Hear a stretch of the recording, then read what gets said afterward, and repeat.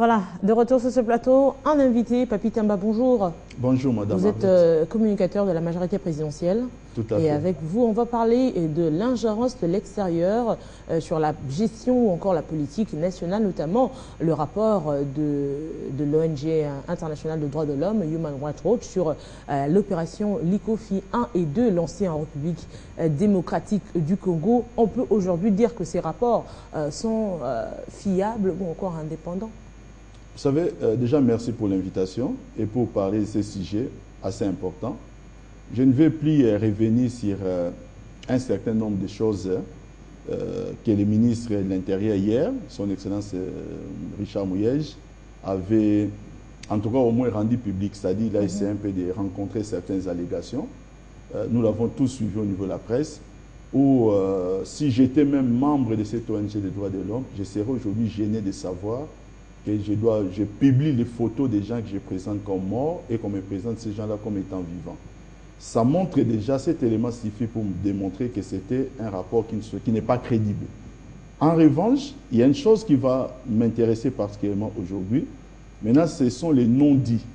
Ce sont les non-dits de ces rapports. Les non-dits de ces rapports à répétition. C'est le lieu ici de rappeler qu'avant Human Rights, il y avait d'abord les fameux dossiers avec Scott Campbell, et je saluerai vraiment ici en passant la décision courageuse prise par les ministres de marteler un peu pour dire que trop, à un certain moment, c'est trop. Et je pense que cette personne qui pensait être expert de la région pourrait au moins se retrouver aux États-Unis d'Amérique pour demander des dossiers de Guantanamo. Il ferait mieux de savoir comment sont traités les terroristes aux États-Unis d'Amérique. Nous savons que les terroristes ne sont pas traités comme des délinquants de droit commun. Qu'à cela ne tienne, madame, je vais ici le dire. Je prendrai le courage de le dire aujourd'hui. J'ai assisté, c'était au mois de mai 2011, c'était à Paris. Il y avait un forum organisé par le député vert Noël Mamère sur la situation de la République démocratique du Congo, notamment sur les événements qui se passent à l'est de notre pays. Ces forums avaient connu la participation de plusieurs ONG des droits de l'homme, notamment Human Rights, notamment FDH et plusieurs autres organisations. C'était dans l'hémicycle, c'est-à-dire au Parlement français. Il y avait, je pense, environ 150 participants et j'étais le seul qui a pris parole pour le compte du régime. Hors caméra, certains de ces membres des ONG des droits de l'homme m'ont dit, et ça je voudrais qu'aujourd'hui les Congolais le sachent, pour que les Congolais comprennent un peu pourquoi cet acharnement que nous constatons dans notre pays pour ces différentes ONG des droits de l'homme. Hors caméra, ils m'ont dit tout simplement que nous aurons la tête de votre président. Pourquoi? Parce que pour eux, le régime de Kinshasa serait auteur de la mort de Floribert Chebeya. Donc à ce niveau, madame, on peut parler d'un acharnement. C'est un règlement de compte ridicule, c'est un acharnement ridicule. Mais je dois aujourd'hui les révéler parce que à un moment, trop c'en est trop. Et je pense qu'on devrait au moins porter certains faits à la connaissance des grands publics pour que les gens sachent que nous avons des ONG des droits de l'homme dans notre pays qui font une sorte de mariage avec certaines ONG locales qu'on retrouve de toutes les façons dans certaines manifestations de l'opposition. C'est pour maintenant utiliser l'outil qu'ils ont, qui devait être un outil d'équité, qui devait être un outil de rassemblement. Ils commencent à utiliser cet outil comme étant un outil pour chercher à réclamer la tête d'une personne. Mais non, madame... Alors dans la logique des choses, on peut parler de ces ONG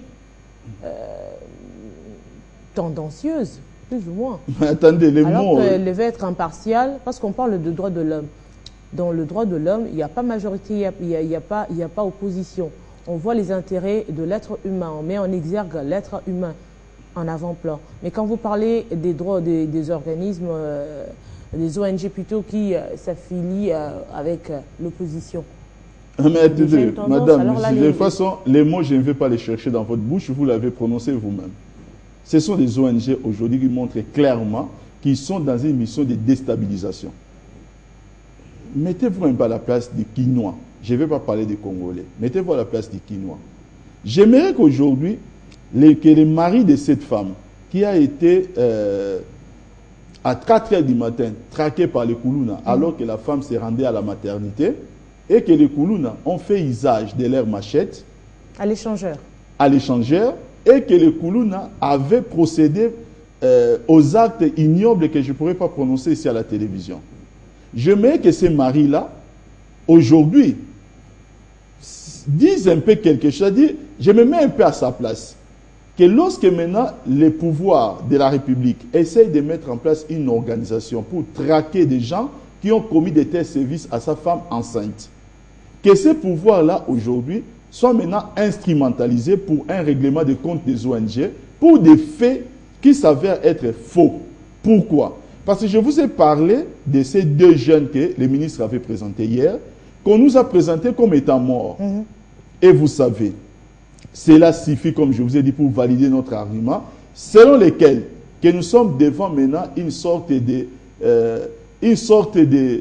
nous sommes devant une manœuvre des ONG qui commencent à faire la politique pour régler leurs comptes en ramification avec certaines ONG locales. Mais, madame, dans les dossiers Floribert-Chebeya, non pas seulement qu'il y a eu un dossier judiciaire, non pas seulement qu'il y a eu des condamnés à mort, mais je pense qu'il y a eu des actions menées, notamment faire venir des médecins légistes étrangers, qui sont même des actions qui outrepasseraient un tout petit peu les cadres de notre souveraineté pour faire preuve d'ouverture, afin de manifester carrément qu'il n'y puisse pas y avoir aucun soupçon qui puisse peser sur la tête des régimes.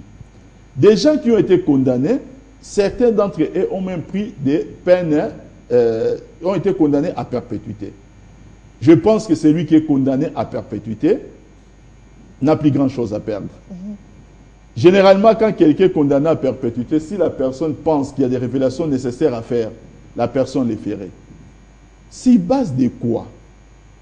Sur quel fondement peut-on penser qu'un activisme des droits de l'homme de la trempe de Floribert-Chebeya, paix à son âme, mais à l'époque des faits, méconnu du cercle privilégié des pouvoirs? Je vous l'ai dit, parce que nous avons certaines indiscrétions, que même les chefs de l'État ne les connaissaient pas. Personnellement. Mais on parle entre autres de l'acharnement par rapport à Scott Campbell.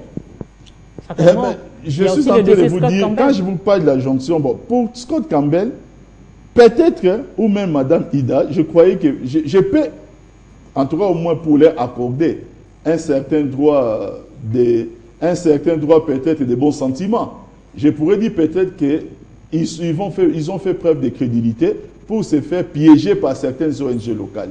Parce que, et ça, je le tiens de la bouche du ministre hier, du ministre Mouyej, dans son point de presse, que les renseignements qu'ils essayent de prendre, ces renseignements-là nous viennent, ce sont, entre guillemets, leurs déclarations, que ces renseignements-là viennent des ONG locales, mais qui sont monnayés.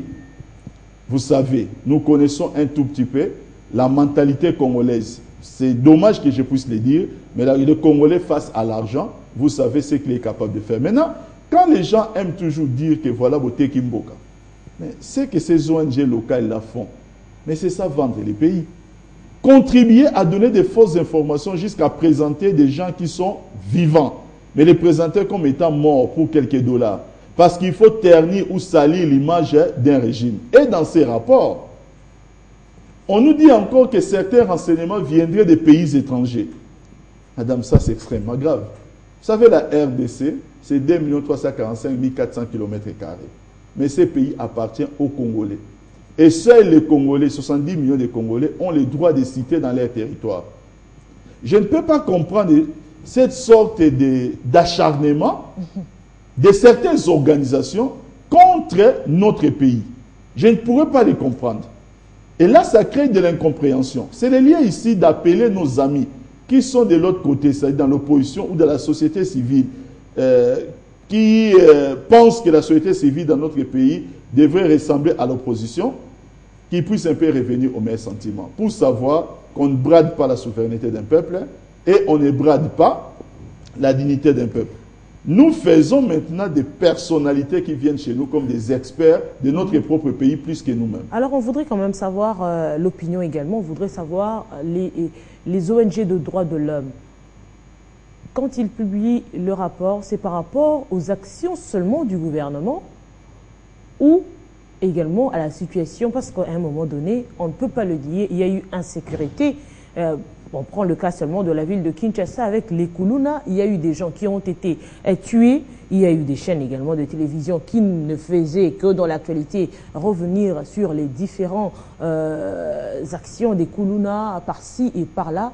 Et là, on se pose la question, quel rapport publie le droit de l'homme en ce qui concerne le bon citoyen qui sert le pays et qui est souvent agressé? Vous savez, madame, ce sont des grandes questions qu'on devrait quand même se poser. Parce qu'on voit aujourd'hui, lorsqu'il y a lancement de l'opération Likofi, on voit Likofi 1, 2 et bientôt déjà l'opération Likofi 3, on voit que le droit de l'homme publie, les ONG de droits de l'homme publient des rapports interdisant certainement les actions du gouvernement. Vous savez, madame, condamnant les actions du gouvernement. Certaines ONG de droits de l'homme sous d'autres cieux avaient même influencé la mise en place de certaines lois. Parce que les ONG des droits de l'homme peuvent notamment se saisir aussi des cas de violation des droits de l'homme, mais pas seulement par les pouvoirs de l'État, mais se saisir de certains cas pour dire qu'en tout cas, nous pensons qu'en termes de protection, non pas des actions menées seulement par les pouvoirs, mais en termes de protection de l'État vis-à-vis de ses citoyens, que cela ne sont pas garantis. Et cela pourrait devenir une sorte de moyen de pression. Mais qu'est-ce que nous constatons? Les Congolais se font refouler de Brazzaville, ce n'est pas intéressant pour eux, ça ne les intéresse pas, dans des conditions que nous connaissons. Des Congolais se font tuer par l'opération Likofi, ça ne les intéresse pas. Et même, en 2011, nous avons assisté à un fait très grave.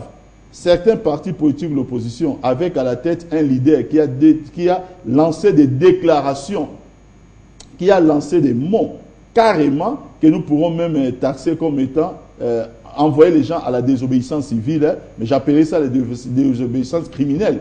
Parce que lorsqu'on va demander à ces militants d'entrer dans les camps militaires et de trouver les militaires, les taper, les tabasser devant leurs familles et leurs enfants, ce sont des déclarations assez graves.